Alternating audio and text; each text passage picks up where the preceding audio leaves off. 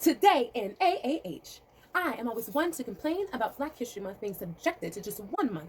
Instead of complaining, I decided to make a small change. This is for my little brothers, my little sisters all across the globe, and especially for my future babies. So come with me, learn with me, read with me. Every week, I will be reading an excerpt from Today in African American History, 366 Days of Historical Events and Accomplishments, and I am excited.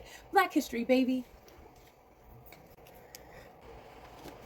Today in AAH, today in African American history. So we are about 12 days into January, and I was supposed to start this obviously on January 1st. However, I had a few setbacks, so we're going to do it now. I'm going to do an expedited version for the first 2 weeks until we get back on track. So let's get this started. So unfortunately, I do have to skip a few of the things. I'm just going to pick out a few. But if you have any questions, feel free to reach out to me and I will be glad to go over all the details for you. So we're going to start with January 1st.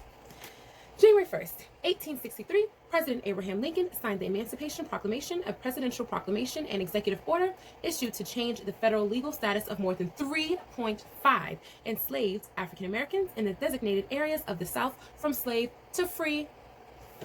Yes, okay. In 1967, the Black Panther Party for Self-Defense opened its first official headquarters in Oakland, California. It was originally co-founded in 1966 by Huey P. Newton and Bobby Seale. In 2011, the Oprah Winfrey Network, OWN, named after former daytime talk show host Oprah Winfrey, debuted on cable television in more than 80 million households. January 2nd. January 2nd, 1800. A group of free African American citizens living in Philadelphia submitted a petition to the United States Congress to repeal the Fugitive Slave Act of 1793 in order to end the slave trade and abolish slavery. Although the petition was rejected, it was the beginning of a long-term campaign to abolish slavery in America. In 1965, in an effort to bring the issue of voting rights to national attention, Dr. Martin Luther King Jr. launched a voter registration drive in Alabama and organized a march from the city of Selma to the state's capital of Montgomery. In 1975, Walter Washington became the first ever elected mayor of Washington, D.C. He was also the only mayor of D.C. appointed by the president. January 3rd. Let's see here. In 1624, William Tucker was the first African child born in the 13 British colonies. His birth symbolized the beginning of a distinct African American identity along the eastern coast of what would eventually become the United States. He was born in Jamestown, Virginia. There were 22 Africans who lived in Virginia at the time of Tucker's birth. In 1619, they all worked under indentured servitude contracts. These men and women were not slaves because Virginia's General Assembly had not yet worked out the terms for enslavement in the colony. Consequently, these first Africans in Virginia received the same rights, duties, privileges, responsibilities, and punishments as their Caucasian indentured counterparts from Great Britain. In 1979, Hazel W Johnson became the first African American woman to be promoted to the rank of general in the United States Army. She was also the director of Walter Reed Institute of Nursing. In 2005, Senator Barack Obama was sworn into office and became the 5th African American to serve in the United States Senate. He represented the state of Illinois. January 4th. Let's see here. Illinois Congressman William L. Dawson became the first African-American vice chairman of the Democratic National Committee. In 2007, actress Queen Latifah, aka Donna Owens, became the first hip-hop artist inducted into the Hollywood Walk of Fame and awarded a star on Hollywood Boulevard. January 5th. Let's see here. Philanthropist, I'm going to go back up. So 1948, inventor and botanist George Washington Carver was commemorated on the U.S. postage stamp. Carver was appointed to director of agricultural research at Tuskegee Institute, where he revolutionized agriculture in the southern region of the United States, transforming its economy. He famously developed more than 500 uses from peanuts, soybeans, and soybeans and sweet potatoes. He produced such items such as soap, ink, hand lotion, glue, medicines, plastics, and adhesives, just to name a few. He was commemorated on the stamp once again in 1998. In 2007, philanthropist Oprah Winfrey opened the Oprah Winfrey Leadership Academy for Girls, OWLAG, boarding school in South Africa. The school has transformed the lives of hundreds of students in grades 8 through 12, providing them with the educational and emotional tools to realize their dreams of pursuing careers in such illustrious fields as medicine, public service, and architecture. When Winfrey visits the school, she spends at least a week on campus conducting fireside chats with each student and teaching what she calls her Life Lessons 101 course. January 6, 1869, Howard University Law School classes began. The institution became the first African-American law school in the nation. In 1919, the first two African-American women in the United States were appointed as police officers. Cora L. Parchment by the New York Police Department and Georgia Ann Robinson by the Los Angeles Police Department. In 1972, actress, dancer, poet, and civil rights activist Maya Angelou became the first African-American woman to have an original screenplay produced, Georgia, Georgia, which she directed. She published several books of poetry and was credited with a list of plays, movies, and television shows spanning over 50 years. She received dozens of awards and more than 50 honorary degrees. Angelou was also the first African-American woman to have a nonfiction book on the bestseller list. Yes, Maya Angelou. On this day in history, January 7th, inventor William Purvis was awarded a U.S. patent for his invention of the fountain pen. Okay, I didn't know that. That's pretty cool. In 2002, Shirley Franklin was sworn in as the first African-American woman mayor of Atlanta, Georgia. Throughout her career, Franklin served as the Commissioner of Cultural Affairs under Mayor Nara Jackson. She was also the Chief Administrative Officer and City Manager under Mayor Andrew Young. On this day, in January 8th, let's see here, 1927, Wesley A. Williams became the first African-American officer in the New York City Fire Department. Okay. In 1995, Hal Jackson became first African-American inducted into the Radio Hall of Fame. In 2003, he was also awarded the Pioneer Award by the Rhythm and Blues Foundation. Throughout Jackson's career, he broke a number of color barriers in radio broadcasting. Pretty cool. In 1996, Willie L Brown was sworn in as the first African-American mayor of San Francisco. January 9th, let's see here, 1840. Former slave Benjamin Bradley became the first person to develop a working model of the steam engine for a warship. While working at the Annapolis Naval Academy, Bradley was unable to patent his invention. He then sold it and used the proceeds to purchase his freedom. That is freaking awesome. In 1869, Ebenezer Don Carlos Bassett became the first African-American diplomat. He was appointed United States Ambassador to Haiti. Prior to his appointment, he was principal of the Philadelphia PA Institute. January 10th, 1980, J. Clay Smith Jr. became the first African-American president of the Federal Bar Association, an organization for federal lawyers. In 1981, he was also named as interim chair for the Equal Employment Opportunity Commission. In 2007, jazz singer who was often referred to as the First Lady of Song, Ella Fitzgerald, was commemorated on the U.S. postage stamp. January 11th, in 1954, Eugene K Jones became the first executive secretary of the National Urban League. He was also one of the 7 co-founders of Alpha Phi Alpha fraternity. In 1976, baseball legend Hank Aaron was awarded the 60th NAACP medal for his achievements in baseball, establishing the home run record of 715 and for outstanding sportsmanship. Aaron would go on to hit 755 home runs in his career.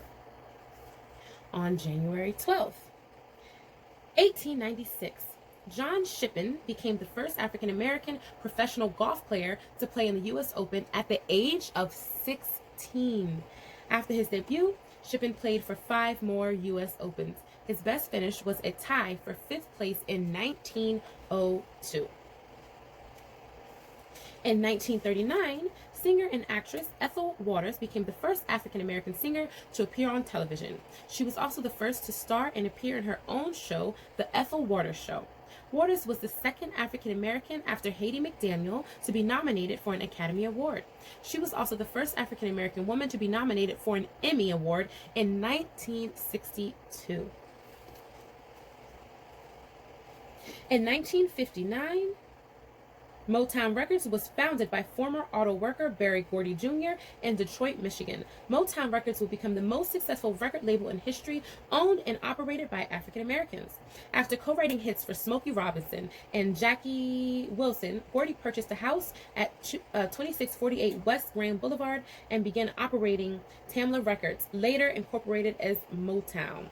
The home was named Hitsville, USA. It served not only as a recording studio, but also as the label's headquarters. In 1995, singer-songwriter and record producer Al Green was inducted into the Rock and Roll Hall of Fame. Green was best known for recording a series of soul hits, singles in the early 1970s. He also earned a Grammy Lifetime Achievement Award in 2002. On January 13th, in 1869, the Colored National Labor Union, CNLU, was formed by African Americans wanting to organize their labor collectively on a national level. Frederick Douglass was elected as its first president. Good old Frederick Douglass. In 1913, Delta Sigma Theta Sorority Incorporated was founded on the campus of Howard University. In 1990, L. Douglas Wilder was sworn in as the 66th governor of the state of Virginia. He became the first African-American U.S. governor since Reconstruction. Throughout his military career, Wilder also served in the United States Army during the Korean War. January 14th, 1921. Black Swan Records became the first record company owned and operated by African Americans.